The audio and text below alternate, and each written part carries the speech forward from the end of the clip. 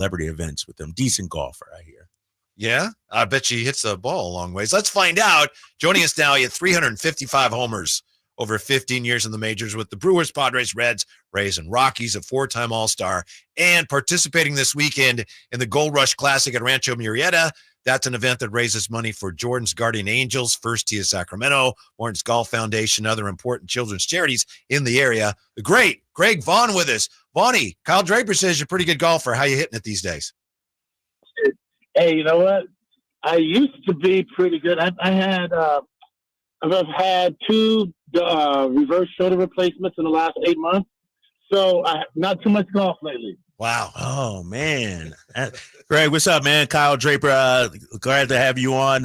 Just tell us about, being from Sac, tomorrow's golf tournament that you're a part of, the Gold Rush Classic, and just the love this community has given you, and you have given this community as well.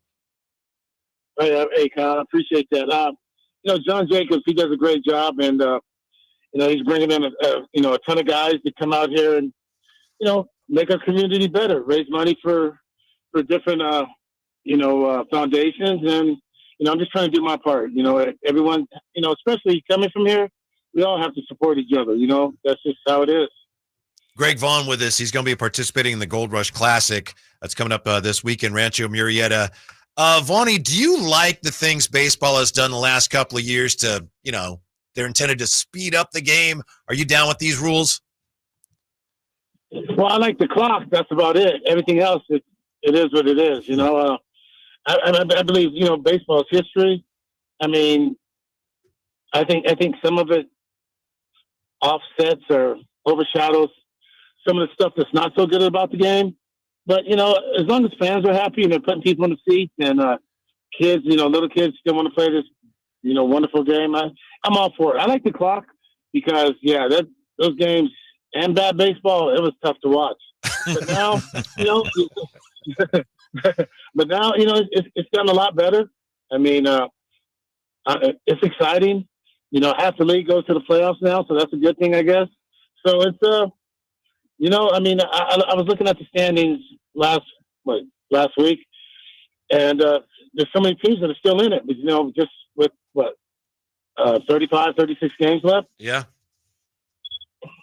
Greg Vaughn. Yeah. Hey, Greg. I wanted to stay on that topic basically about today's game versus when you played. I know you're a long ball hitter, 355 career home runs. It seems to be more of an emphasis even now today on the home run ball. Just talk about the difference, I guess, in, the philosophy of feast or famine, launch angle and all this versus contact hitters. You don't see that much anymore. Well, that's what I was going to say. We knew what our job was. You know what I mean? If I was the 1 or 2 guy, I set the table. If I was 8 and 9, I did that. But, the 3, 4, 5, 6, 7 guys, your money guys, we still can drive in a run from third, without getting a hit. We knew how to hit the ball to second base. We knew how to hit the ball, try to hit the ball up the middle to get a run in. It just tells you, this has been part of my struggles with it. I think, spin rate, exit velo, now we have swerves, and we're bringing back old Negro League pitches. You know what I mean? The swerve, the slurve, the sweeper, the upshoot, the drop ball. You know what I mean? I was just at the Negro League Museum, and all this terminology they were using in the Negro Leagues. I think it gets us to look at numbers instead of really look at what's really going on the field. And it's not the player's fault because you have guys that have never played before on computers saying this is what you need to do. And you have all the GMs now that go to these, great universities, Brown, Harvard, Yale, MIT, all these schools, and, they crunch numbers. I don't even think they can talk to a baseball player. They just think, this is the data. Everyone's supposed to do this. And that, but they forget that Hall of Fame has a lot of people that are different. You can't have someone, trying to do what some of these special guys did. You know what I mean? You start with running on second base and extra innings, and you play 16 innings. That's horrible. Yeah, right. Yeah, Greg Vaughn with us. Yeah, I want to ask you. You mentioned how a long, slow game before the pitch clock. Tough to watch when it wasn't very well played. You played on some really good teams, obviously. You went to the World Series in '98. You played on some teams that weren't so good. Vaughn, how difficult is it when you're out there in left field and maybe you got a guy who's not throwing strikes and the game's dragging on and your team's not very good? How do you get through that when you're like, man, this again, we're losing again on these long, drawn-out innings? How does a major league player get through that? I think we're accustomed to it. For me, I was thinking about, dang, if we'd have had, if Robert Horry hadn't hit that shot, you know what I mean? We probably could have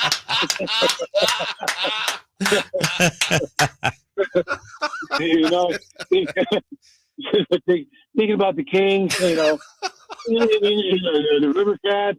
No, for me, it was, it's all part of it, because, baseball, it's that marathon. You just have to, it's a grind. But then, too, hopefully that guy that's grinding on the mound, hopefully, I'm saying something to uplift him. Yeah. Like when I'm struggling, he's doing the same thing, I just disagree with the whole fact that it has to be one way. You know what I mean? Uh-huh. I think since analytics has came along, they're saying you have to do it this way. You know what I mean? And I just don't believe in that. I don't believe it. It's not a math equation. It's a baseball game. Yeah, it's a skill sport, and it's tough. It's the hardest job in the world. It's the only job that I know of, based on failure, that you can make $40 million a year. Make $100,000 a year. Greg Vaughn joining us, Sacramento native. Hey, Greg, the Oakland A's playing baseball here in Sac next year. Just your thoughts on that, the team relocating here for 3 years before quite possibly going to Vegas. I love it. Love it. I grew up, of course, the Giants are my team. But the A's, back then you could have two, American and, as a kid.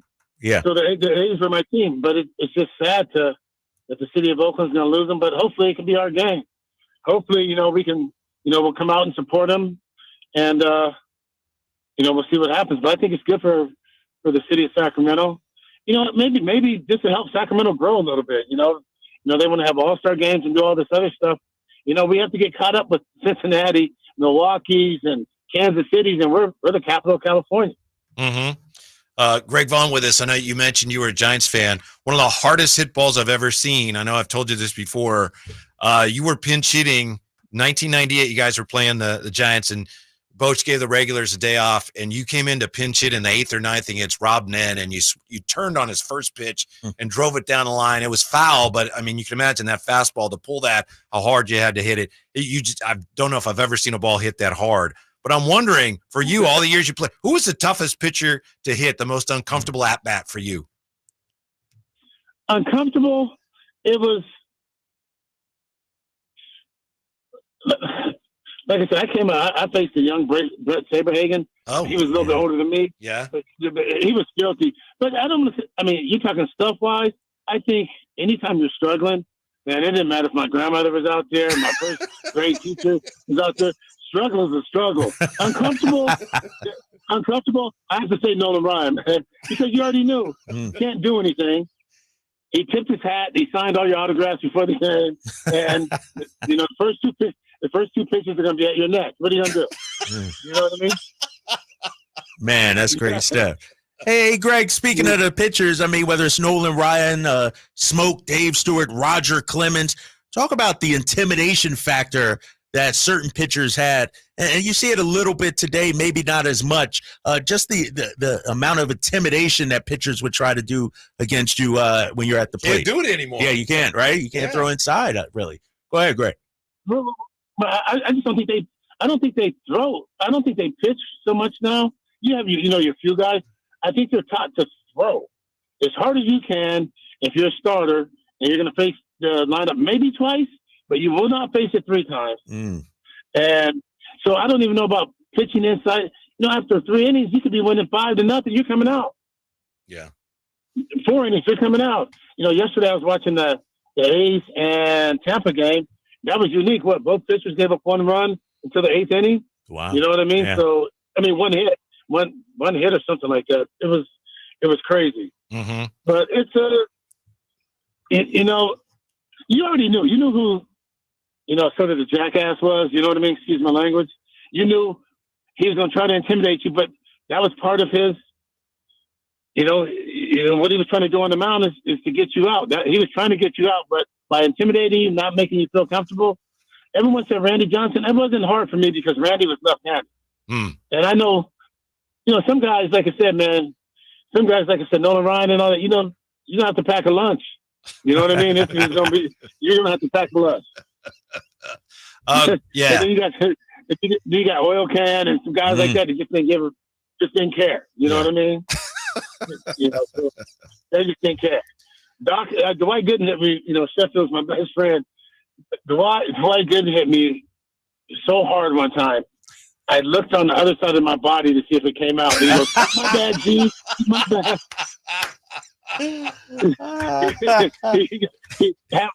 That's Chef's uncle, and so I spent a lot of time with Doc. And after he's like, "Yo, G, my bad." I knew Doc. I know he did it on purpose. I know he did it.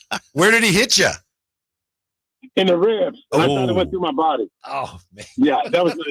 But you can't show that it hurts. So the next day, after that game, we had to drive to the All-Star game in Philly, and I had Dr. Bobby Brown, the president of the American League, on my side with the hematoma.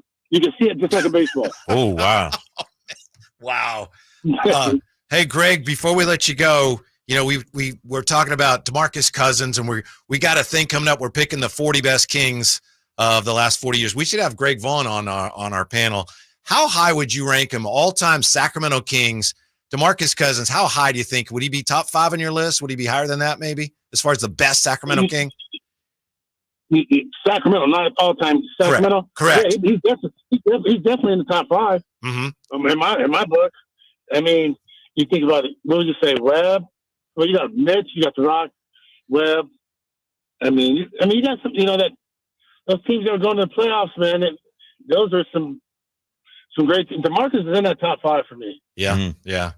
As a basketball player, yeah. Thank you very much for your time. We always appreciate it. We were hoping you were going to make it in studio, maybe, open invitation, Greg. So thanks, and have fun at the Gold Rush Classic. We hope to talk to you again soon. Yeah, anytime you guys want me, let's do it. I'll come down and hang out with you guys. That's fun. All right, okay. Awesome. Appreciate that. The great Greg Vaughn. And again, the Gold Rush Classic, where the stars and guitars shine, August 25th and 26th. Actually, I apologize. I looked up some information here, and the dates I have are from August 26th, 2022. So I apologize about that. The Gold Rush Classic is coming. It's this week, right, Jay? Yeah. All right. So Rancho Murrieta. Thanks to Greg Vaughn. Thank you for being with us. When we come right back, we'll hear more from DeMarcus Cousins' conversation with Draymond Green, Sactown Sports.